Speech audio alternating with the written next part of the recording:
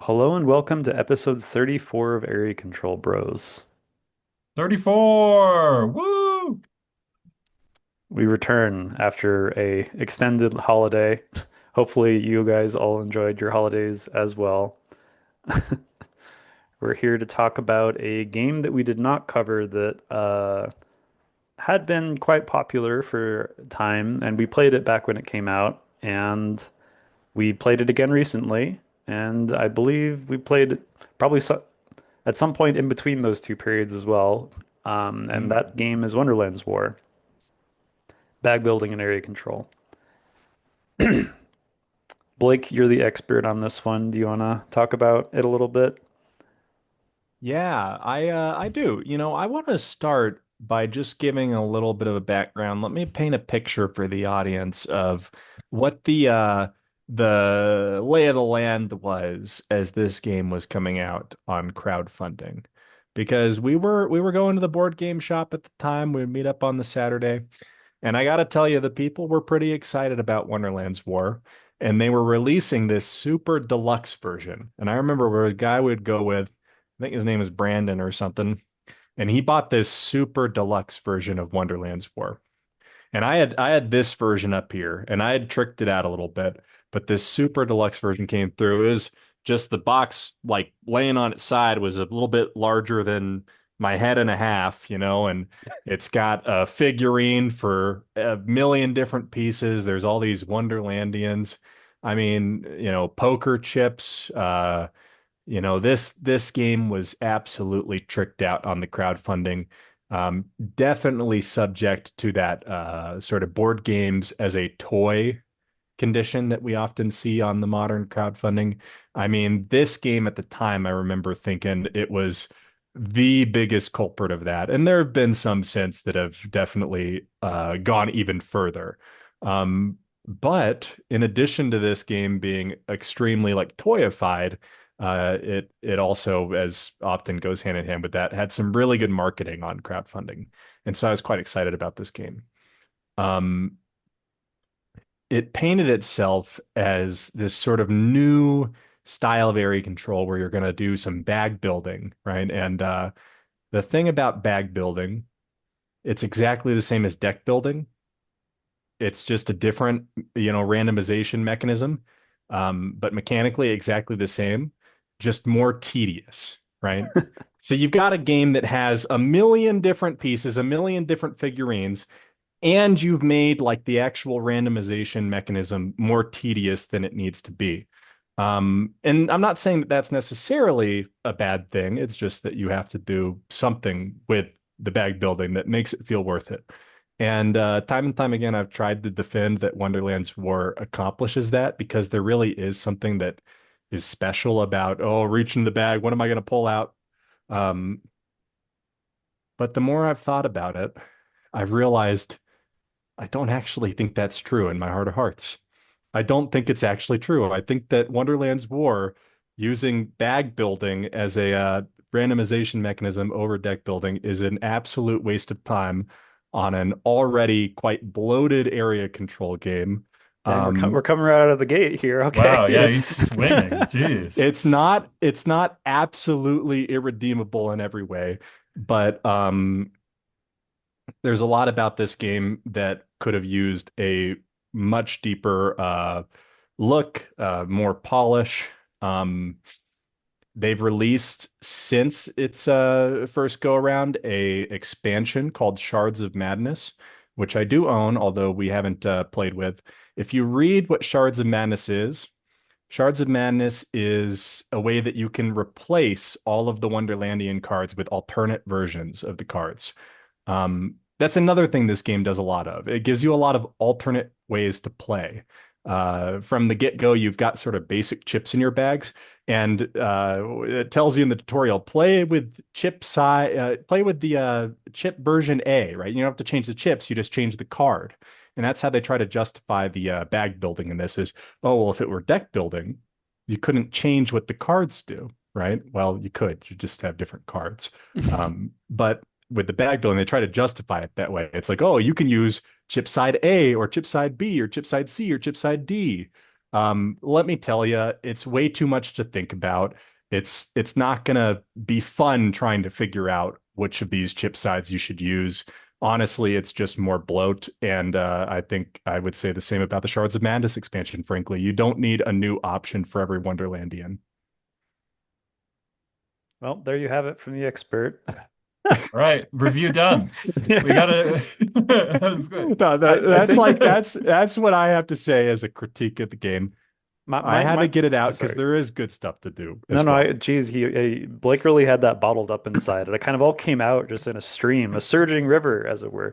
But anyway, I think from my perspective, I'm this game, as longtime viewers or listeners may know, I'm usually the guy who's like, give me less randomness, give me more, you know, strategy, more tactics. Give me more ability to manipulate the randomness that is in the game if there is any.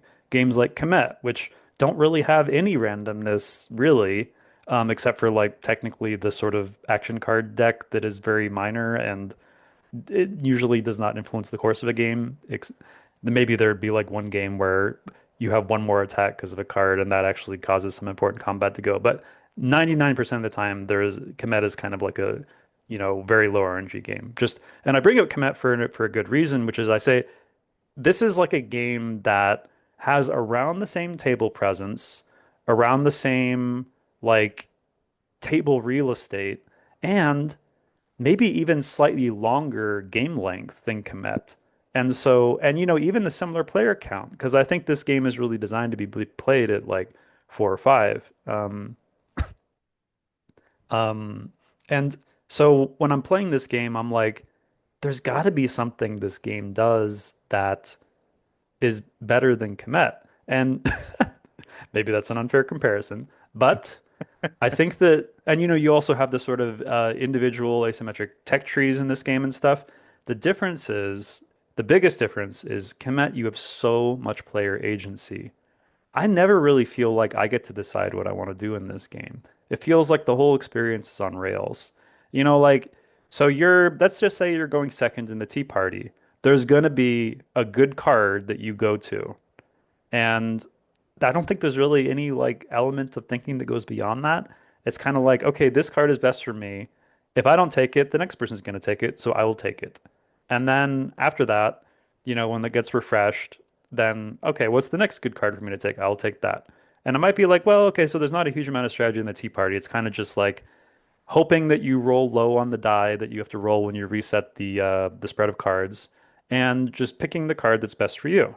And that's okay. But then you go into the area control phase where there is basically zero agency in this entire phase except choosing to continue to pull out of your bag or stopping pulling out of your bag. And yeah, there's other stuff going on here like forging, and there's, maybe you want to complete a quest, so you stop early. But like the core of the game is just that. That is it. That is the whole game. You do that 3 times, I believe, and then the game is over. And so like there's not really a part of the game where I'm feeling like I'm really using my brain a whole lot, honestly. Which is ironic because the game takes like 2.5 to 3 hours. In a 2.5 to 3 hour game, I better be feeling like I'm thinking more than I do in this game, I think. There has to be like a compelling thing to think about. Like, I mean, we played El Grande a few days ago. The game took like an hour and a half or something, and we were thinking so much and so hard the whole time, and I was totally engrossed in the game for the whole duration up until literally the very last scoring of points. And in Wonderland's War, I'm not really engaged that much in most of the minute to minute decision making because like most of the time my thoughts are mostly like, boy, I hope I don't bust, you know, Yeah.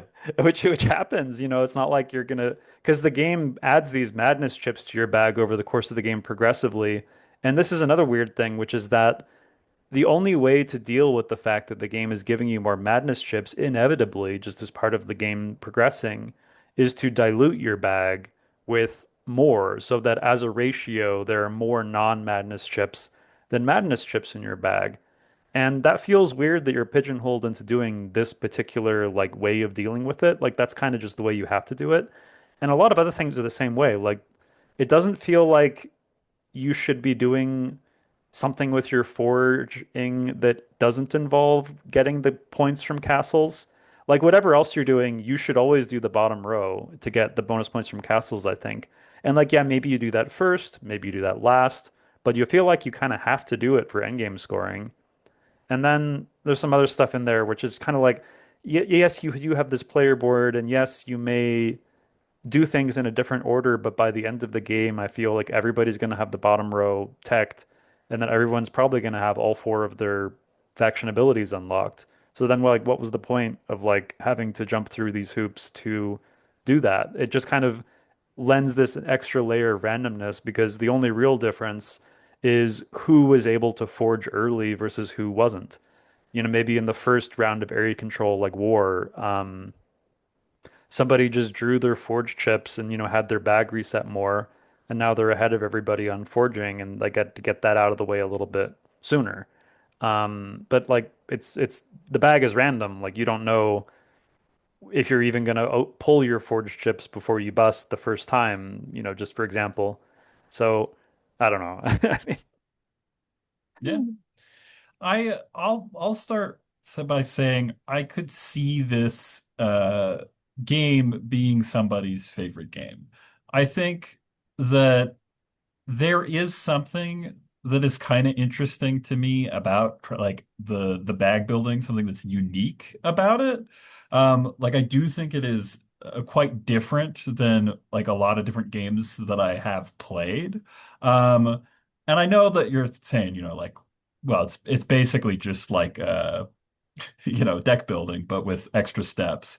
I I kind of found that the bags were like a little bit it, it sucks because it gets rid of the fiddliness of like, oh, I need to reshuffle my deck or like, you know, like pay attention to the like discard with like its own like version of fiddliness that is like weird and different. Um, I don't know. I haven't hated the time I've spent with this game. It's just it overstays its welcome. It just feels like a 2 hour game that is in a 3 hour trench coat. Hmm. Like like I always just end it always just ends up taking longer than it feels like it was worth doing. And also like I don't know, there's just seems to be some like bloat to the game. Like I think there might genuinely be some version of this that would be like, more tactical, more strategic, that would be like an interesting puzzle to think about.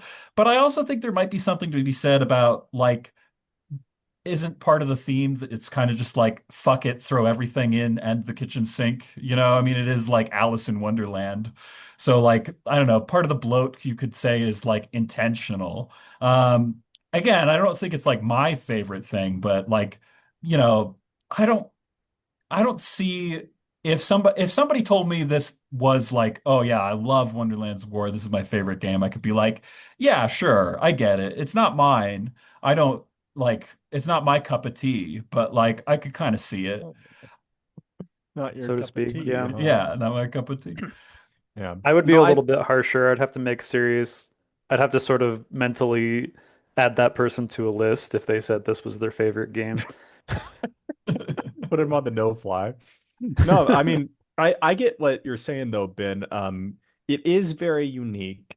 It is doing right. It's a lot of different things. It does have, I think some of the things that we don't like about it is that there is almost too much going on, but maybe you're really into the IP or something and you feel like it evokes this sense of chaos that is enjoyable and trying to, figure out your way through all that could be enjoyable. I think that's fair. Um, I will say on this idea of that you were bringing up, Will, of like, oh, well, some of it is do you forge early or not? Like, who's gonna kind of luck out in terms of, oh, they didn't draw their madness chips, and so they're ending on a forge spot while maybe having played a forge chip, and so they're like double forging early or something and getting this big advantage. Um, I want to just stop and acknowledge, I feel like the game design has tried to address some of these things, right? Like there is always this ratio you're thinking about in your bag of madness chips to non-madness chips. And when you forge, that ratio is changing because you're taking out a non-madness chip, right? And there's an amount of that that gets mitigated on the forged tracks because, of course, as you said, you want to go for that bottom row that's going to be worth the most victory points, right? I mean, that's going to be worth way more than increasing your hero's strength.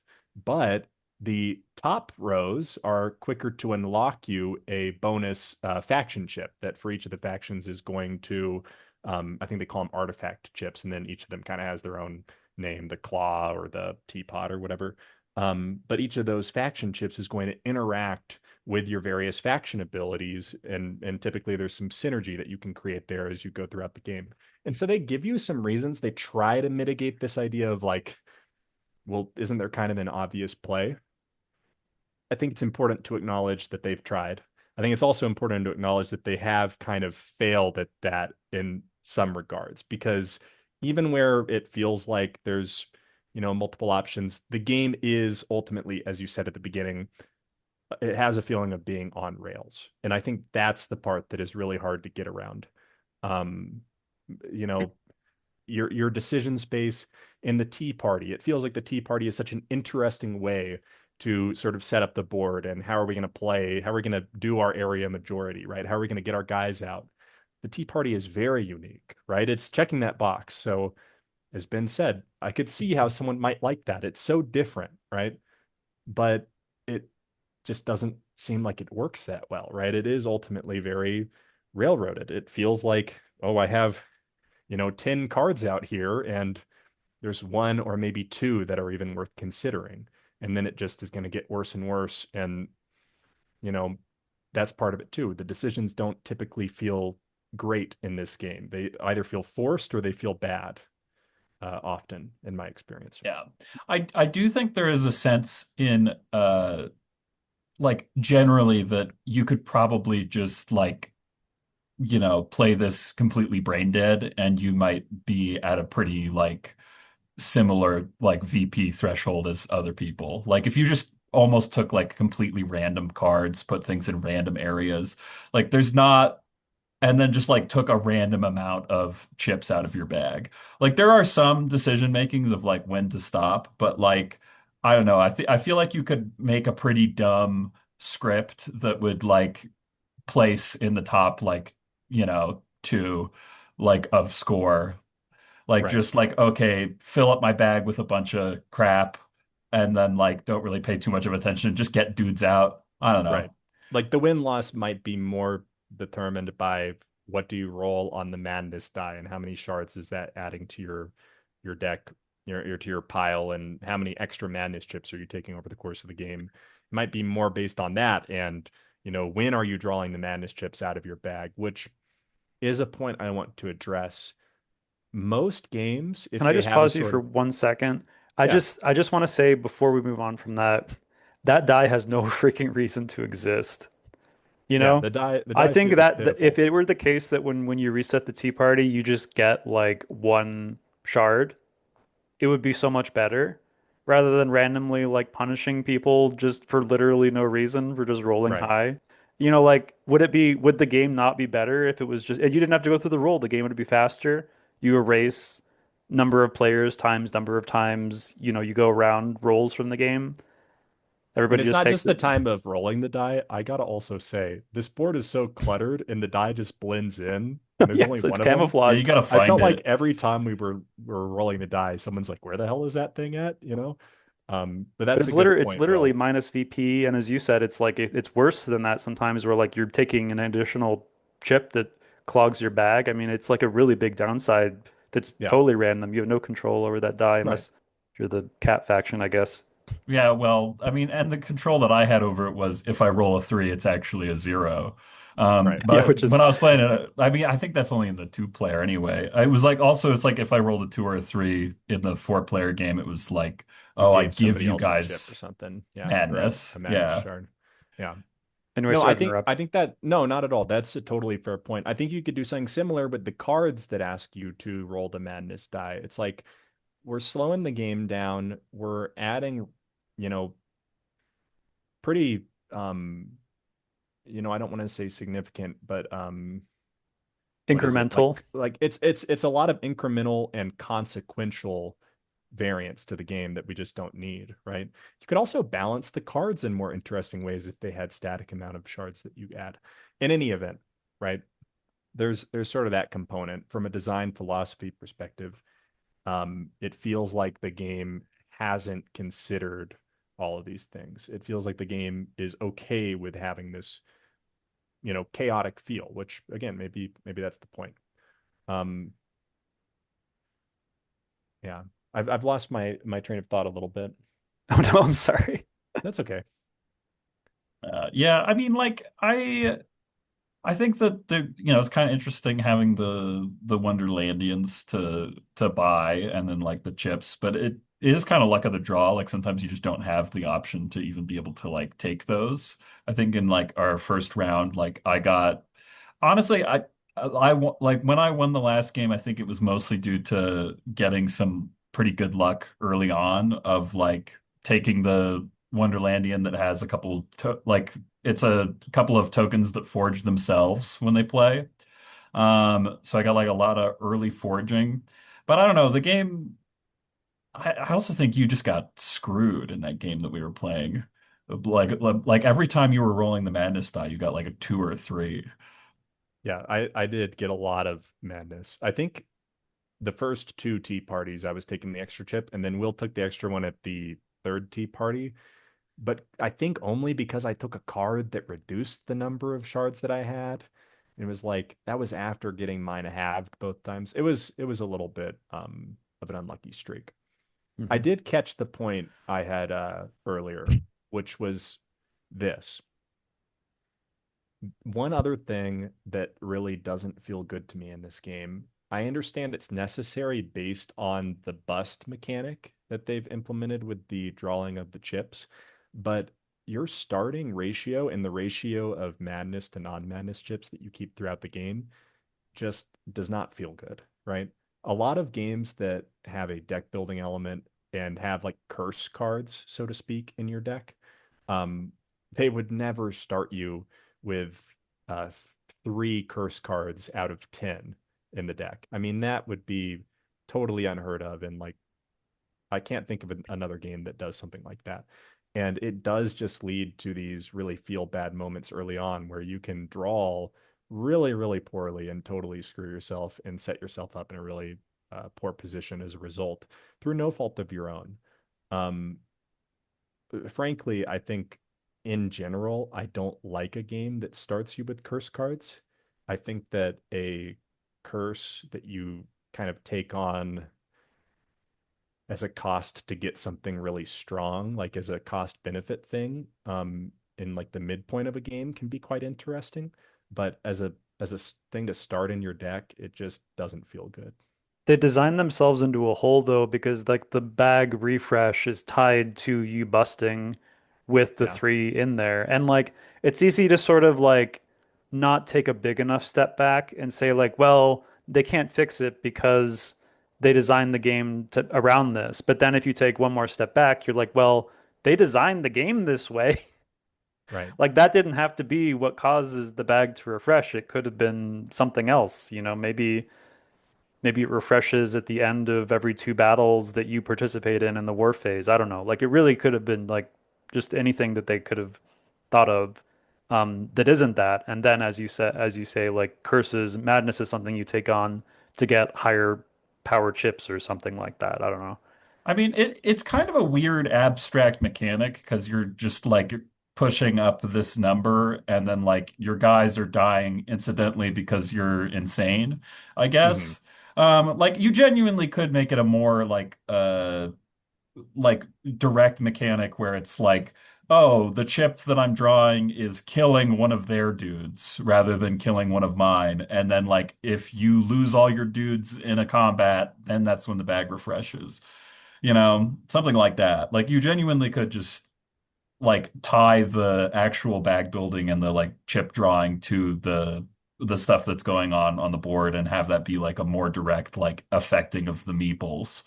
Um, but currently it is just, it's got the like Forge stuff going on, and I don't hate the Forge stuff, but I think you could create a system that's more direct and simple that is just like the chips in your bag are doing damage rather than pushing up a track and then you're forging and you're stopping sometimes and then you pull out like some of the shit chips in your bag and then you end up doing that. I mean, like it's a weird like machine that's been built that's kind of like an interesting, but I don't know like the puzzle that it feels like you are solving, like you said earlier, is like, oh, I should just put more chips in my bag, which is typically like a bad idea in deck builders. You don't want to clog your deck with a bunch of crap. But in this, it's like, yeah, just throw in as much like chips as I can just to dilute the chance that my guys will die.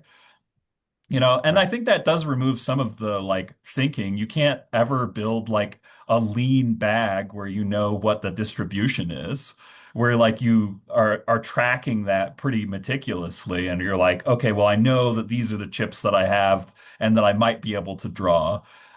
Mostly it just ends up boiling down to like, okay, how much of my bag right now is gonna like kill me? And that's usually what you're like thinking about. Right. Yeah, you're not typically thinking like, oh, I have this number of roses left or this number of chess pieces left. You might do a little bit of thinking of that distribution when you're talking about what chips are going to synergize with each other based on like what mode each chip has from, the decision you made at the beginning. What, do we want to play with A's or B's or C's or D's or some mix?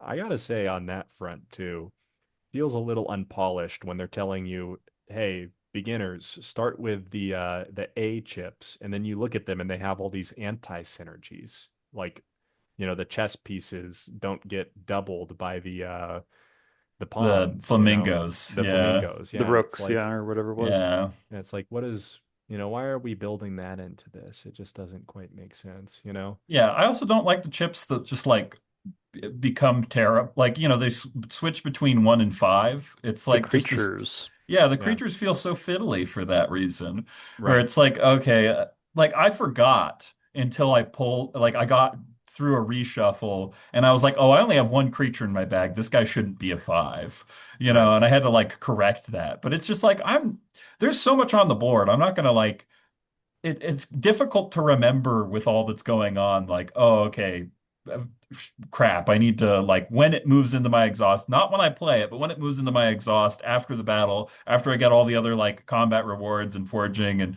or actually it's before that on the freaking flow chart that they have. Oh yeah, that Um, the The huge flow flow chart. chart. That chart is so funny. I was thinking if it were a card in a deck builder, it could have like flip this card after you play it or Yeah. something. Like Yeah, if it's that a sleeved game. Like yeah. some games have done this, but Like Slay the Slay the Spire. Spire, the Yeah. board game, does that with their card upgrades and hmm works very well. Not the solution for every card game, obviously, but yeah. yeah. Well, honestly, I think I've said everything I want to say about this one. Unless there's something else you guys would like to bring up. Mm, Um I will say I like your description, Ben, of, all these pieces do fit together to make some sort of machine. And there's something interesting about that. And I will again go back to the idea of I wouldn't be terribly surprised if there's a ton of people that are like, hey, this is my favorite game. Because it is, you know, I can see that these pieces are like working together, right? Like it does feel like the design of this, interlaced all these components intentionally. Again, just go back to the idea. It's promoting a very chaotic feel. I don't think it's for me. Um, Frankly, I don't think it works. And if it does, if it's accomplishing what it set out to do, then whatever that is not for me. yeah. Well put. Shall we jump into some ratings then? Certainly. I can give you guys a rating. Um, I'm kind of looking at my ratings of previous games, thinking about where this fits in there.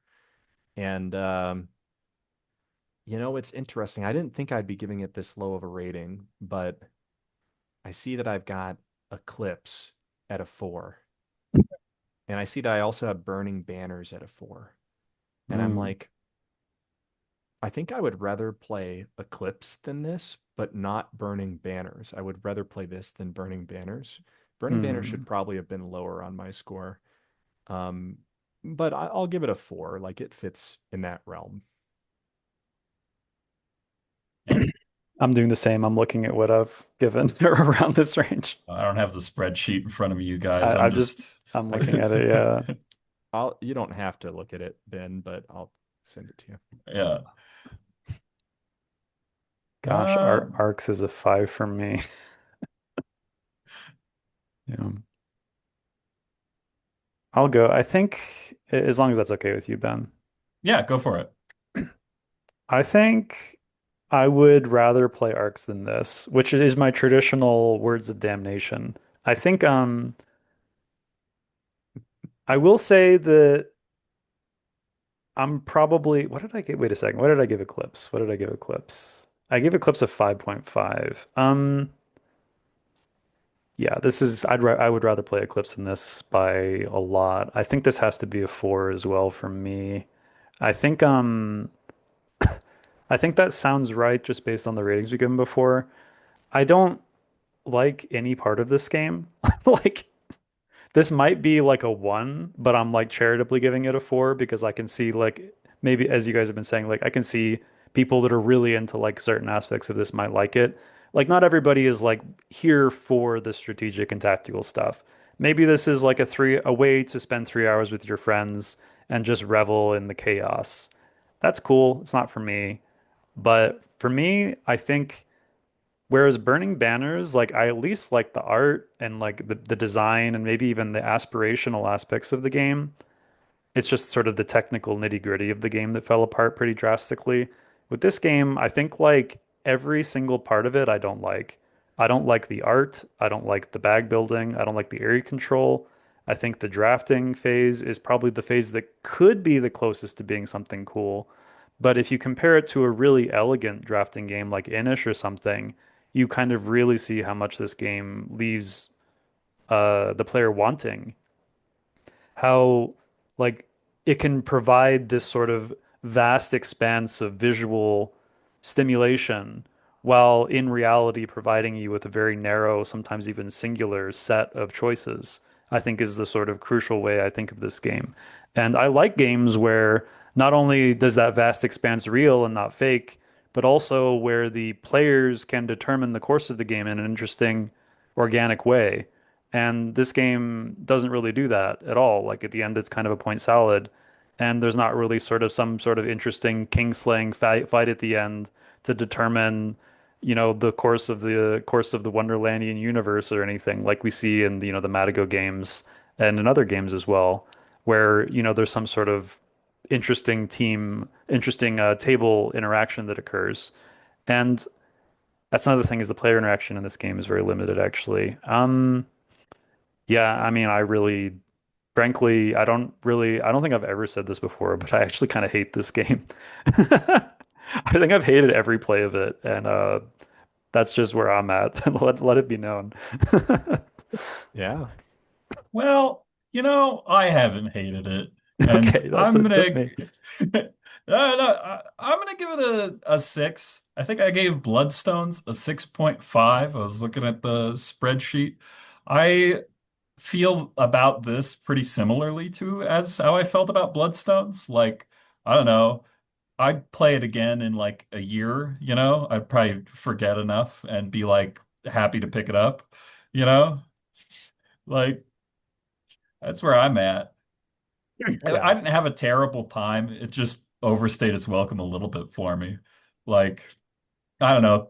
There's something to be said about like I I enjoy the fact that my terrible deck building instincts are actually the right instincts for this game, you More know? stuff. Yeah. Yeah, just like, oh, give me more stuff. That seems cool. Let me just throw it in. All right, we'll just keep drawing and see what happens. I don't know. Yeah. Those aren't always terrible deck building instincts. Sometimes that can be the hardest thing to do, even though it's right, you know. But yeah. So I'll just point out, I got the I set that up before the call. We've got the X on it with the board game strap. Oh, Hey, if you want this game that we didn't enjoy, I think you're getting rid of it. So yeah, I Blake, am Blake is getting rid of selling it. it. if you want to Yeah. buy it, go for it after this glowing My review. There's a copy is seller. very well organized, and believe me, it's a great game. You're gonna love it. Yeah. Pseudo deluxified. I guess there's Yeah. one last thing is this game is really expensive. You're paying like TI4 prices for this thing on the market, I feel like. Oh yeah, Yeah. if I had to pay for this game, it would be way lower. It would be like a So, two if I okay, had to there we pay go. for it. I just benefit because I never have to pay for the This is games like a that we play. $100 game or something. I mean, how much? I don't even know how much it is right now, but it's way, way more than you would ever pay for something like of this kind, I think. At least, Yeah. No, it's not worth Especially, the and then price like the tag. deluxe version is ridiculous as well. Yeah. yeah, the So cheapest listing on Geek Market is $100 for what yeah, I wow. assume is probably like the basic retail version or whatever, Yeah, wow. which No, is I pretty. mean, I just gotta say too, I spoke a little bit on like the, is it right or is it good or bad that this has bag building in it? Did it use it effectively or not? And I said no. And I don't know what that would look like. I'm not ruling out bag building though. Like there is something about it that is fascinating, and I would love to have a cool, another cool, bag building area control game. I wouldn't write it off just for that at this point. Sure. I mean, I think I'm of the opinion that maybe this game needs to exist for there to be like an actual good game that comes out in the future in this sort of subgenre. Like maybe a game comes out and like learns from the mistakes of this game and is like make something interesting with this framework. I'm not saying that this can't make something cool. It has all the elements that can be a good game, but none of them were realized well, basically, you know, at least from my perspective.